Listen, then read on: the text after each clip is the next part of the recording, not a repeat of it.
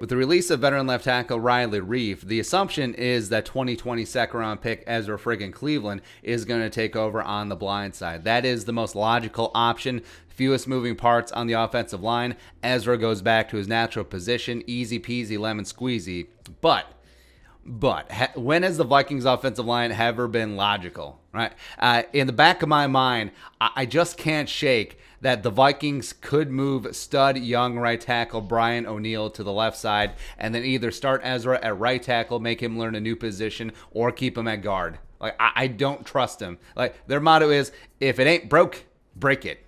And they flirted with this before, because remember, in training camp 2020, they threatened Riley Reiff to take a pay cut, or hey, we will cut you and move Oneill to left tackle. I thought it was a bluff at the time, but I don't know. With Dennison still in place, yeah. And yes, Brian Oneill was a stud at both right and left tackle in college at Pittsburgh. 2017 at left tackle for the Panthers, 84.9 PFF pass blocking grade, only 11 pressures, 1 sack, 1 penalty, and a Johan Santana dental floss thin 2.78% pressure rate. Woo! You like it. But he's already had 3 years of NFL experience at right tackle. The footwork is completely reversed if you change sides, because that muscle memory does matter. Imagine doing something with your right hand for years, and then all of a sudden trying to switch to your left hand.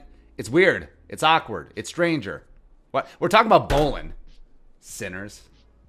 Plus, he's become one of the best young right tackles in the game. Like, he hasn't allowed a sack to Khalil Mack in 5 games, the supposed best edge rusher in the NFL, according to the national media jabroni haircuts. Plus, the financial ramifications cannot be ignored. Oneill is headed into his contract year, the final year of his 4-year rookie deal. He should and could get paid. But you look at the top end of the right tackle market, it's Lane Johnson, the immortal former Oklahoma Sooner, with the Eagles at $18 million per year. But the average of the top 5 is $13.9 million per season. The top end of the left tackle market, however, is currently back to ERA at $23 million per. And the top 5 is averaging $18.7 million per year. And that's not even including Trent Williams, who could eclipse Bakhtiari and is probably at least going to get $20 million per season wherever he ends up in free agency. So not only would you take your best offensive lineman, who's been great at right tackle for the last 3 years, changing his position, making Ezra Cleveland learn right tackle, a position that he never played in college at Boise State, or keeping him out of position at guard.